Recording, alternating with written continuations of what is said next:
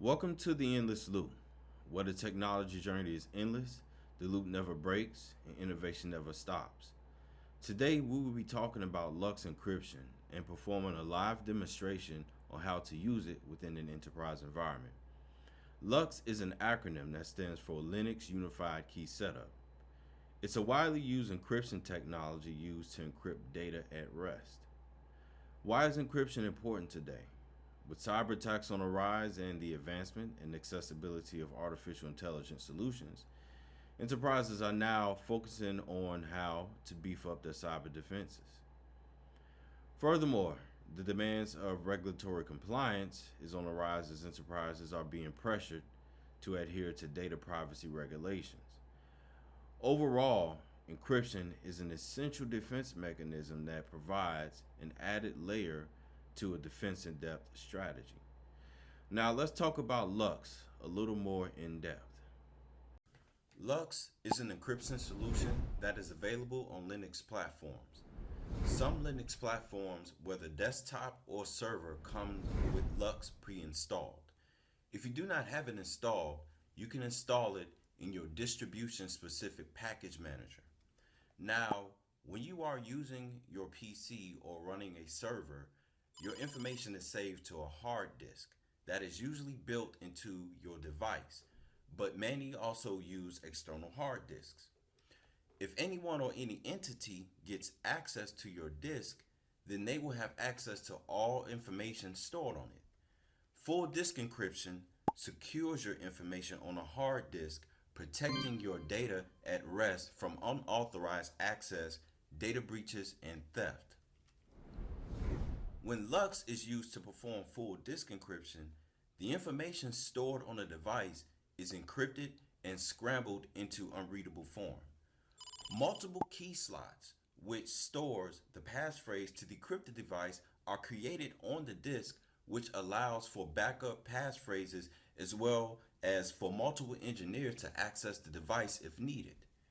This information is stored in a dedicated area on the disk in JSON format, along with other descriptive information about the encrypted device. Upon successful encryption, after your system is booted, you will be asked to provide your passphrase in order to decrypt the disk. Of course, this is unsustainable in an enterprise environment.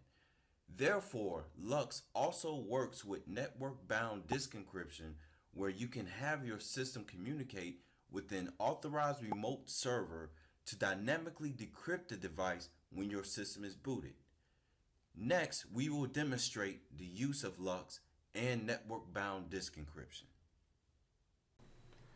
Now, when you first install a Linux operating system that comes with LUKS pre-installed, it will give you the option via graphical interface to encrypt the drive, but of course we're not going to do it that way. We're going to manually encrypt the drive, so we can kind of get underneath the hood and use some of the command line utilities associated with the LUKS encryption mechanism. All right, so what we have here, we actually are going to be working with an open source application called OpenEMR. OpenEMR is a open source health records application. This is their GitHub page here, and I will provide a link in the description to their GitHub page. And so this is a web server, a separate web server and a database server setup. So basic communication between web and database server. And let's actually verify that the communication between web server and database server actually works. So let's demonstrate that here. All right, so what we're going to do is log in to the health records application. And as we see, login is successful. All right, so now we can just go ahead and log back out. Okay, so we can see that web server and database server are communicating successfully. All right, so next, let's take a look at the actual database server disk layout. All right, so as we see here, SDA3, this is set up during the installation process. This is running Ubuntu 20.04 LTS server. So this is set up during the installation process, the logical volume. All right, and then also what we have here is a new device that I created, SDA4, also set up with a logical volume. And to see some of the details of that, so LV display, and we can see the details of both logical volumes. And what we're going to do is right now this is the root partition, so this holds all of the data. Holds all of the files, the database files, and so we're going to encrypt this drive, LUKS Encrypted. Talk about some of the details of the encryption mechanism. And then to verify that everything works and to demonstrate encrypting performing an encryption on a drive and then using that as a root file system, we're actually going to move the files from one root file system to the next, and then configure the system to recognize the new location as the root file system. So that's what we'll be demonstrating today.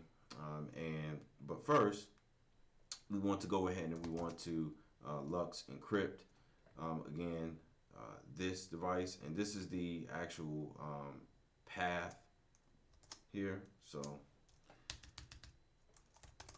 all right, so LUKS uses the crypt setup command.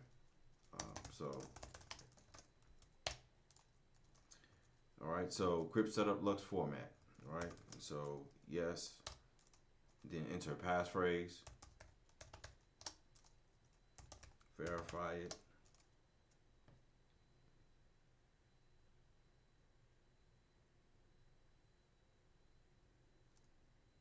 Okay. All right. So so nothing much as far as the actual file system layout, device layout. Nothing much is happened just yet. It is encrypted, and we can actually take a look at that to verify it.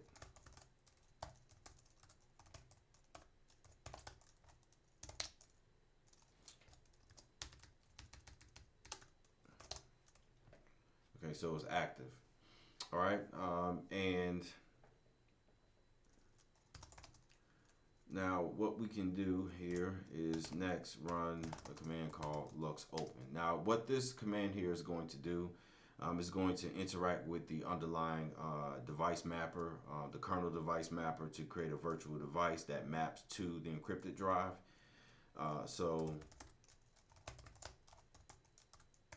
But you have to give it a name. All right, and so we're going to give it, call it FV00_encrypted.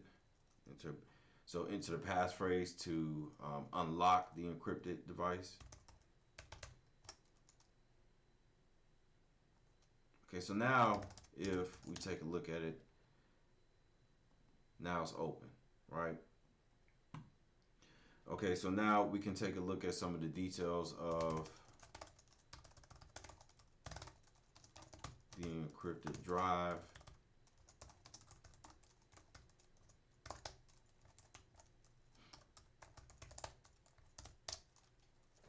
Oh, keep misspelling that. Okay, so this is LUKS header information. Okay, and so when you LUKS encrypt the drive, it reserves some space on the actual disk to store header information about the encryption. So basically metadata information. This is actually in JSON format, and so just discussing a few details of this. So this is going to be the version of LUKS. So you want to be using LUKS version 2. All right, and so this describes, some of the area on the device for the metadata and the key slots area. Then you also have the, unique identifier for the actual device itself. And then down here, you have the key slots. Now, LUKS version 2 provides an unlimited amount of key slots. All right, and this is going to provide details about the encryption as well, the encrypted device, the cipher key, salt, as well as some other details with that. And this key slot is actually going to store the passphrase that you entered. So, of course, very important. All right, so this is going to be used, of course, to decrypt the actual encrypted device. And then also this key slot is very important, as we will see later on, when LUKS is being combined with Network Bound Disk Encryption, because let's just call it a support server that's running the software to perform Network Bound Disk Encryption is actually going to read the key from the key slots and decipher it, and then that way you wouldn't have to enter in a password at boot time every single time the system is booted, which of course is unsustainable in an enterprise environment. All right, so now we have some details. We've seen some details about the encrypted device. We see that the encrypted device is open. Let's go ahead and clear this. So encrypted device is open. All right, so now what we want to do now is, let's do this.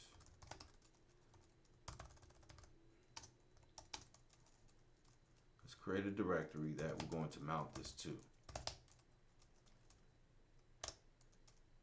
All right, but of course before we do that, all right, we want to give it a file system. And when the virtual device is created, this is the general location, device mapper. So dev mapper and then the name.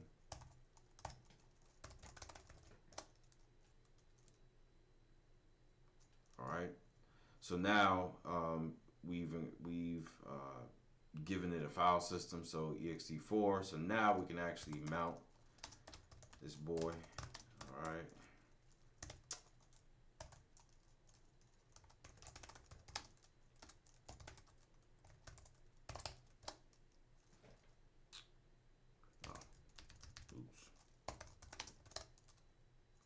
Now let's take a look at it, and there it is. So now it is, the encrypted drive is now open and then mounted to the actual file system. So now we can start to move files over. But before we do that, there's a few steps that, a few prerequisites that I would recommend that is done in this particular order before we begin to copy files from one location to from this root file system to this location. All right, so the first thing is this.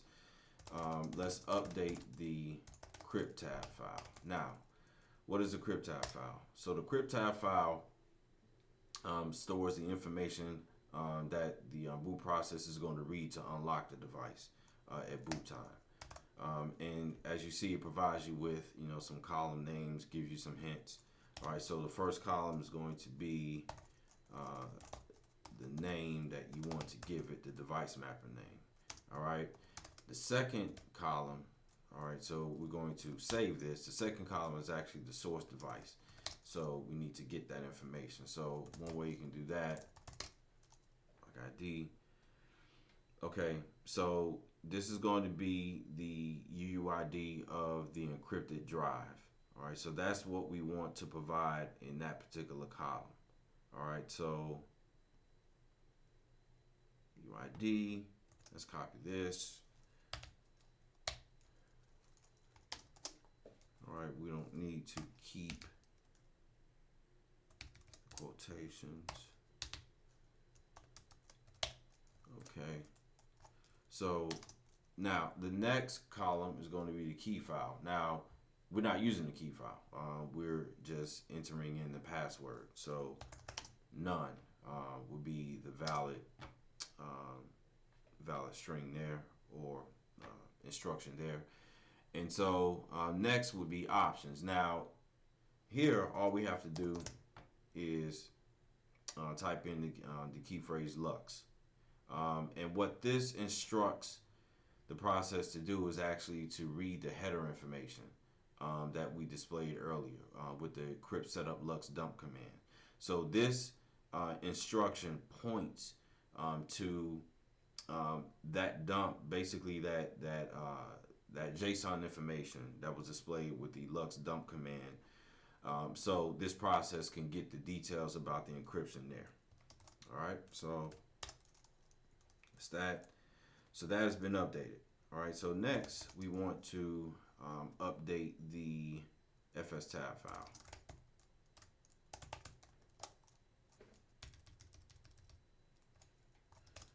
Okay, so now, of course, the Fstab file, as we know, at boot time mounts the file systems. All right, so, and then we can keep the rest of the defaults. So, see here, see 4 defaults 1. Okay. All right, so that looks good. Okay. Okay, so then next, what we want to do is update GRUB.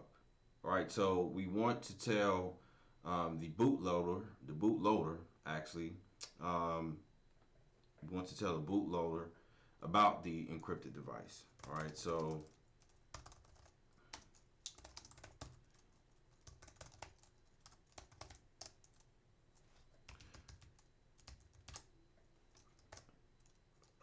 so you enter in the encrypted device here. Okay, actually we needed to get the UUID.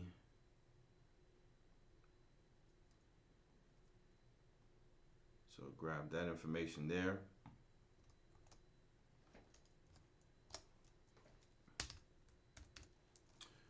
Okay, so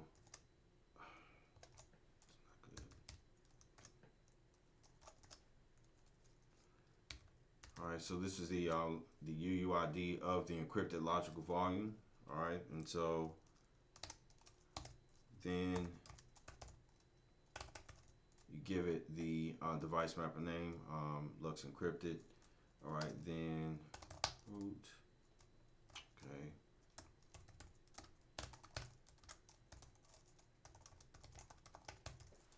Okay. All right, so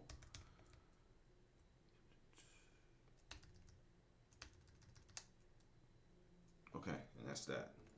All right.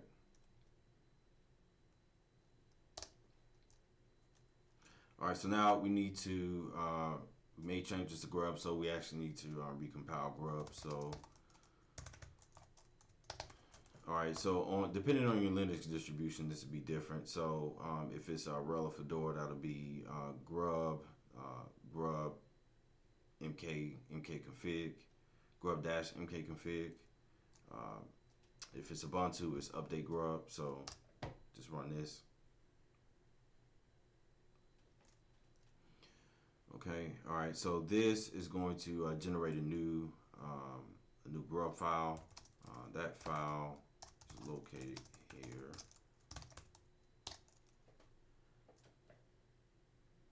Okay. All right. So that was successful. Okay. So now we need to update Initramfs as well. So Initramfs works with GRUB doing the boot process. Initramfs is responsible for working with the actual root file system files. So it has it stored in an archive, works with GRUB to unpack that archive, doing the mount process of the root file system. All right, so we need to update that. Now, there's a there's actually for Ubuntu 20.04, and I don't understand why this is the case, but the Initramfs file stores the Crypttab file location in a different location. All right, so we actually need to copy the changes. We need to hook into that process. All right, and we need to copy the changes from the Crypttab file over to where Initramfs recognizes the Crypttab file. This is a critical step. And so the way we do that is we just hook into the process by creating a shell script, small shell script. So copy Crypttab sh. So here we do over to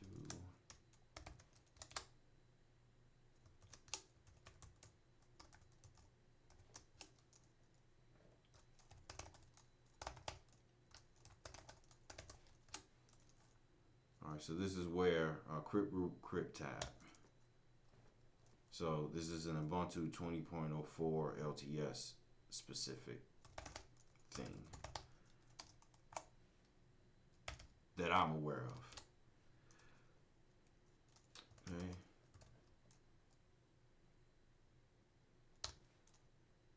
All right, so then we want to make that an executable. All right, so that's good to go. All right, so now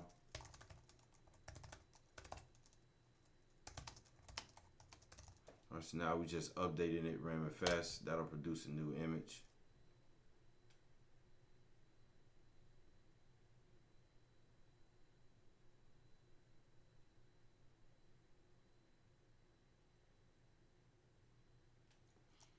Okay, it's updating now. Okay, all right, so now those steps have been complete. So now we can go ahead and at this point we can actually copy the files over from this location to the new location. All right, and so I already have like a command prepared to copy the files over. It's an rsync command. So I like to use rsync for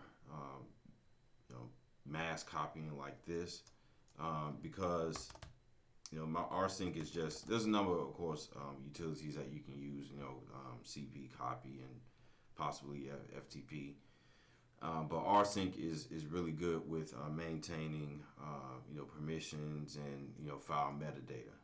Just kind of gives you more control over that. All right, so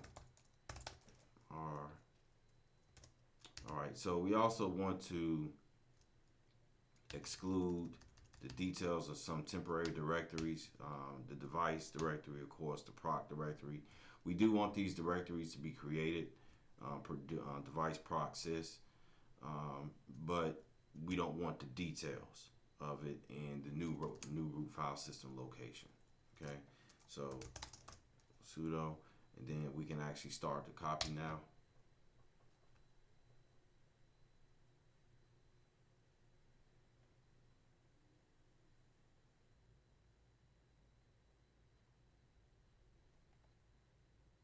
Copying.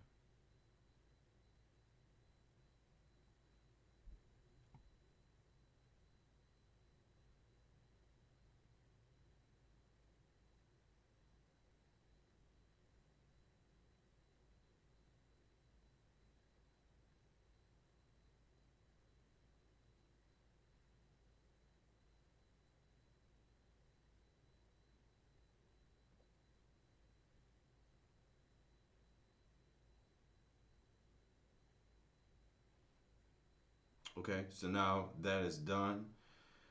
Okay, and let's take a look at, let's see here, take a look at some details. That, okay. All right, so roughly what's the same disk layout.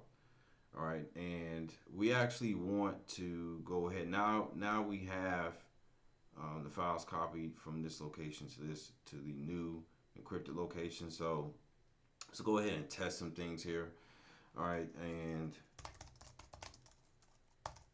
we will chroot into this new location. But first,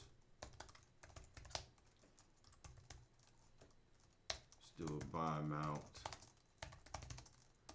of the current proc and sys directories before we chroot to it.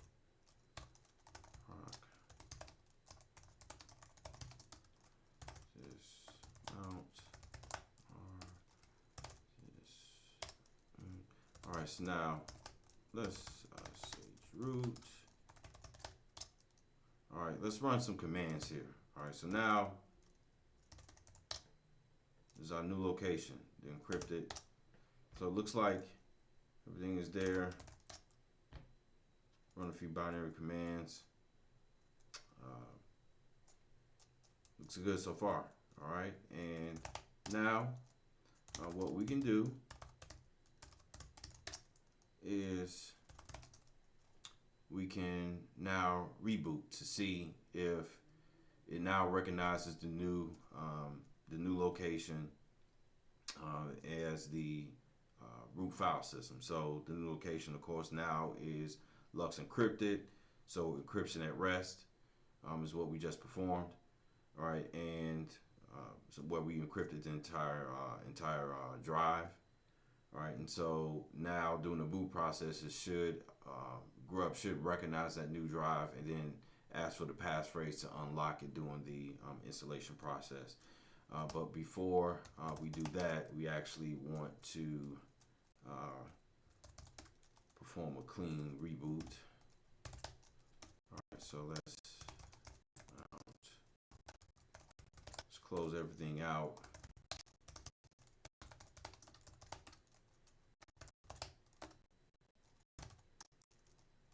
All right, and let's mount this. Okay, and then let's perform a crypt setup close device. Actually, do crypt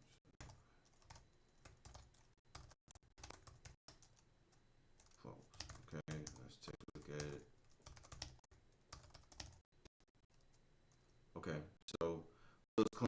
All right, and so this is a VirtualBox machine. All right, so I mean we can take a look at the actual VirtualBox machine here.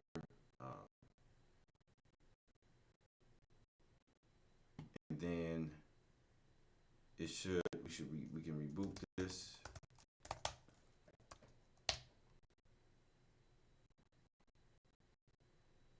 All right, so now what should happen is it should ask us for the password to unlock the device. And there it is. Okay, so we are going to enter that in, hit enter.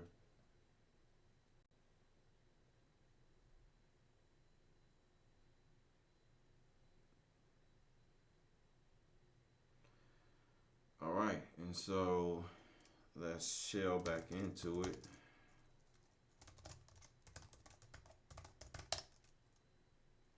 Okay, and there it is. All right, so our new root file system is now fully LUKS encrypted. And to further verify that everything is still working properly, what we can do is actually test logging into the OpenEMR Health Records application again, just to verify that the communication between web server and database isn't broken. All right, so let's go ahead and demonstrate that. So let's go ahead and log in, username and password, enter that in. And we should still be able to successfully log in. Okay, and as we see, the communication is still there between web server and database server. So what's been demonstrated is encryption at rest. So now the root file system that's on a particular disk is now, that disk is now fully LUKS encrypted. So you can log out, and again as demonstrated,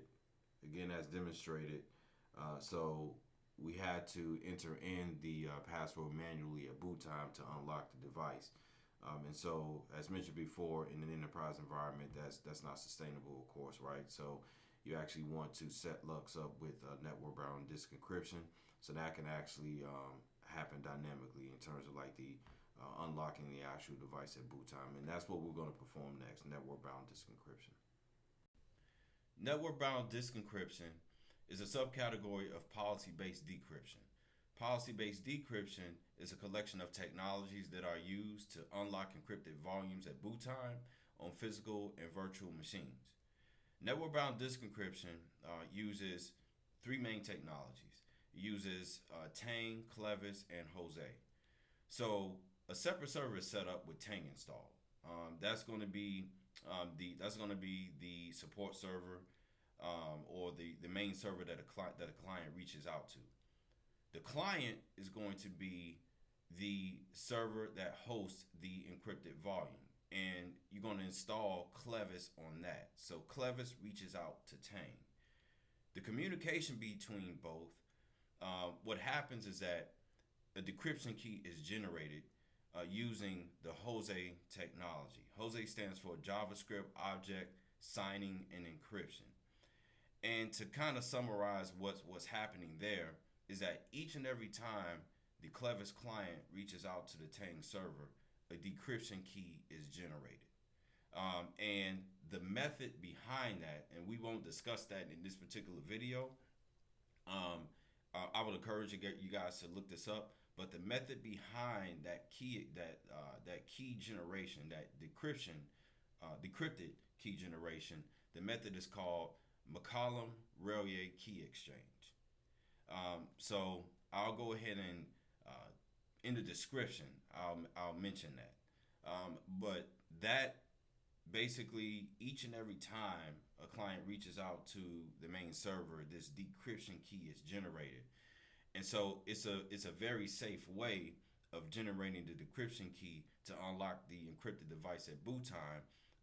And it's so safe that TLS doesn't have to be used. So the client reaches out to the server. So Clevis reaches out to Tang using HTTP, but it doesn't need TLS because of this key exchange that happens to generate the decryption key. So we're going to go ahead and demonstrate, perform kind of like a simple demonstration of this. And so as you see right now, we are still logged into the database server.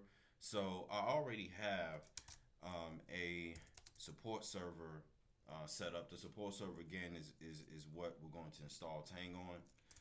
So let's go and do that.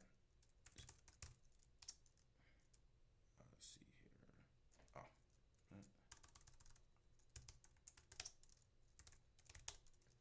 Okay. All right, so this is going to be the support server. I believe I've already installed Tang on this.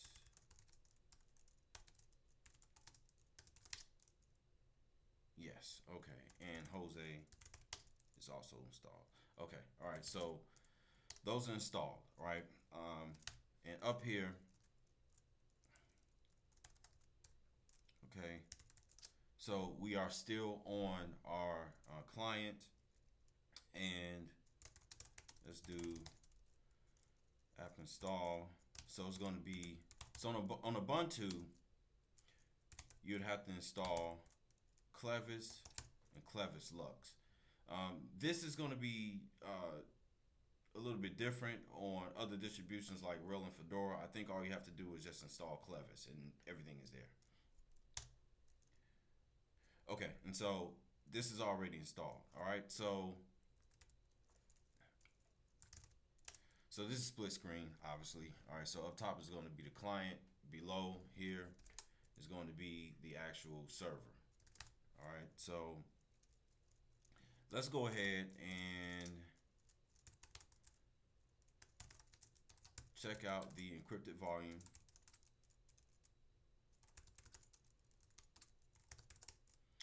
Just to do a quick check to make sure that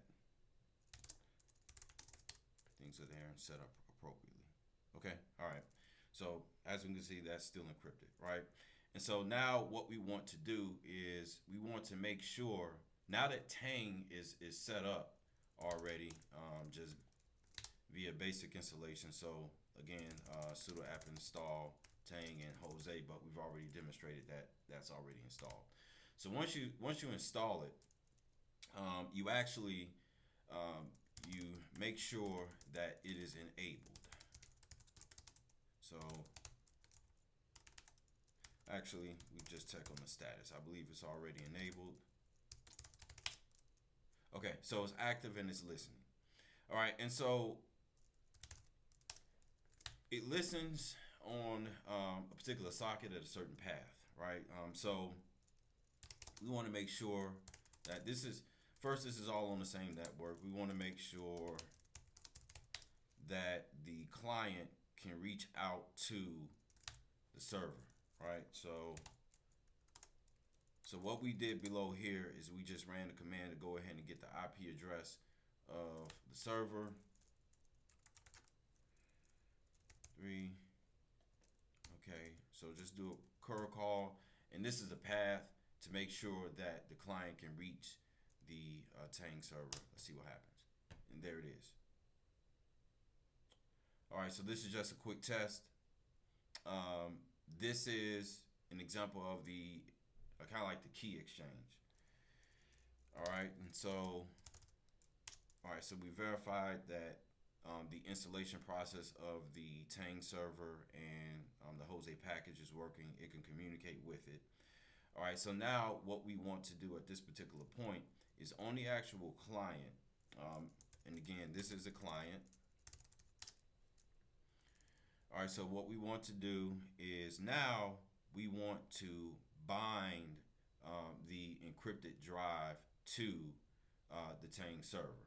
So basically, we're running a command that tells the Tang server that, hey, we want you to generate a decryption key for this, and we'll go ahead and store it in the LUKS header. Excuse me, that's actually incorrect. It won't be stored at all. But this particular command binds the actual device to the Tang server. So in order to do that, and again, I misspoke on that. So no, the key is not stored.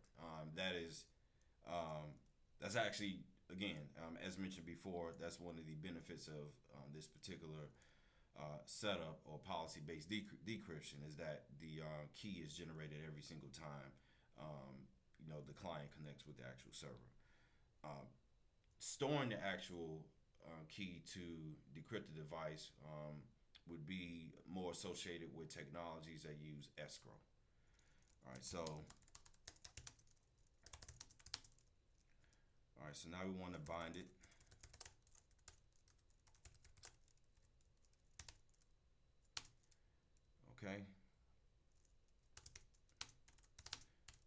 Okay, so now just a brief description of this right here. All right, so we're basically telling Clevis that the policy that we're going to use to bind the encrypted volume is going to be Tang. All right, now there's a couple of other options.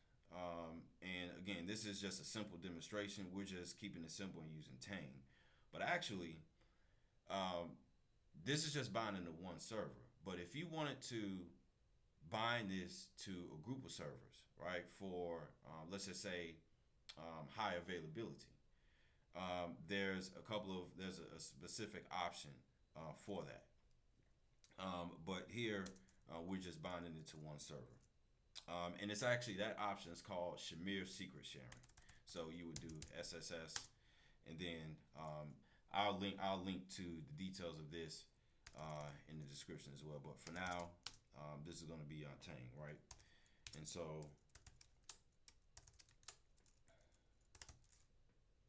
the URL, this is going to be the support server address. 3. Okay, so this is the command that we want to run, and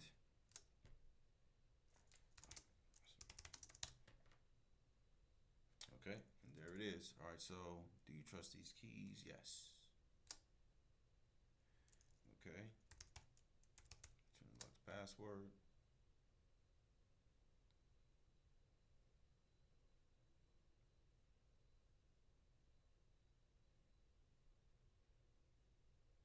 Okay. All right, so that particular step is done. Now, since we are unlocking a root volume dynamically at boot time, right? So on the Ubuntu system, You also have to install another package, another Clevis related plugin, and that's going to be Clevis Initramfs. So install this.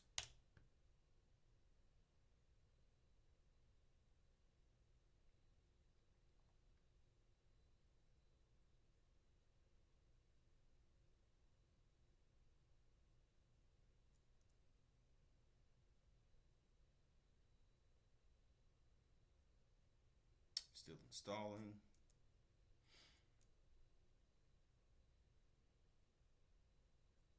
Okay, and then now you want to, if you remember the update initramfs command,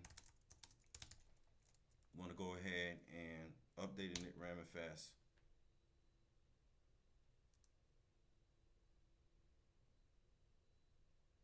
And actually, I believe it already did that here. So this is probably an extra step, but it's safe to go ahead and run it anyway.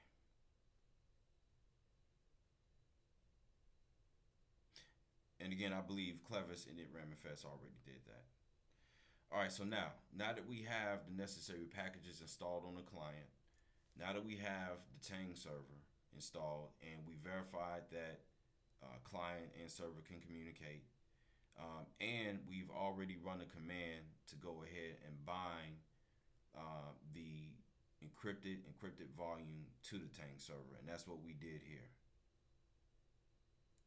All right. Okay, so now what we need to do is we need to update the Crypttab file. All right, so now everything for the most part is going to be the same here.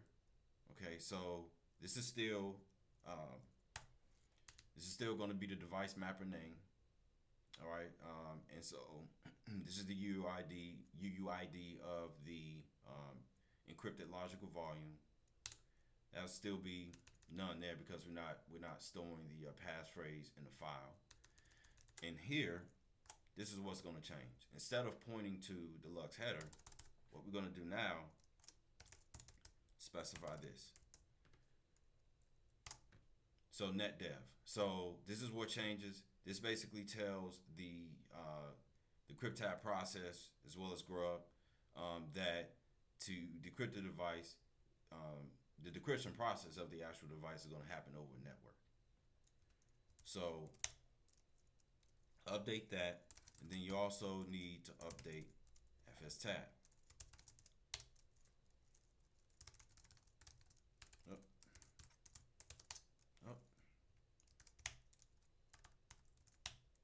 Okay. And so again, most of this is going to remain the same, except now you're going to add that option here, netdev. Okay. All right, so that's been updated. All right, so now what we do next is, so now we can just reboot the machine. And what should happen is that when we reboot this, it'll detect that the Tang server is online. It'll communicate with the Tang server, and we should not have to enter in the password at boot time. All right, so let's go ahead and perform that. And so we'll log directly into the actual machine itself. Okay, and let's reboot.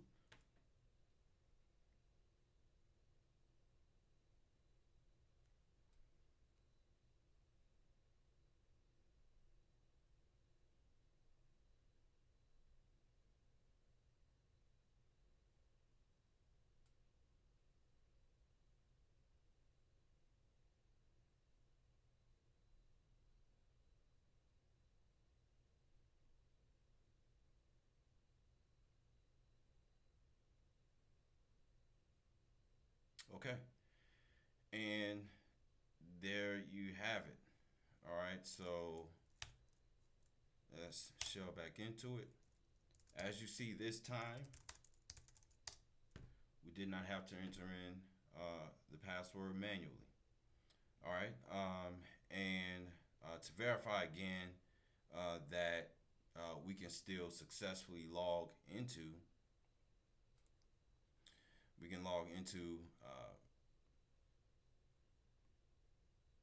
the actual site itself, and that the client's server communication or the web and database communication is still functioning properly. Okay, we can go ahead and log in.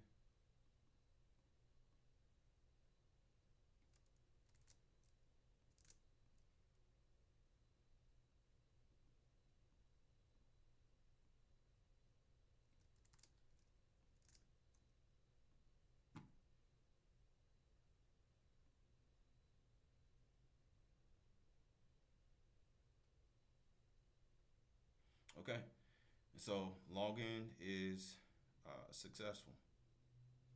Okay, and so that pretty much concludes the lesson. I mean, what's been demonstrated here is a lot. So we've demonstrated LUKS encryption. We've demonstrated quite a few disciplines. LUKS encryption, a little bit of being able to view logical volumes. Understanding device mapper integration, the roles of the Crypttab file and the Fstab file. We demonstrated that. We demonstrated the process of copying a root file system from one location to the next. So if this were an enterprise environment, I probably wouldn't do that particular step on the same machine. I would actually set up a separate machine and then use that same rsync command to actually copy the files from one machine to the new machine, of course, and prior to doing that, actually encrypting the volume and then copying the files over. So encrypting the volume, then opening it up in the device mapper that we demonstrated, giving it a file system, mounting it to a drive, and then performing the rsync over the network. But as was demonstrated here, you can do this on the same system. Just to experiment and have fun with. At least it teaches you kind of like how to update GRUB and the Initramfs and the roles of those as well. Those are things that we actually demonstrated here as well. So I'm curious as to what you all think. Please leave comments. Let me know what you guys think about the demonstration. Maybe some things that I missed, or maybe some things that you would have liked to have seen. This is actually the channel's first video, and this channel is really going to be dedicated to doing lots of demonstrations in different disciplines. Full stack engineering, DevOps, system security, systems engineering. So I'm going to actually create another video that describes kind of how I ended up in my own career having experiences in all of those different domains. But you can look forward to a number of different videos as it relates to a number of different disciplines in the ever-changing field of technology. Thanks for watching. And again, like and subscribe to the video, and let me know what you think about this demonstration yourself in the actual comments. Have a good one.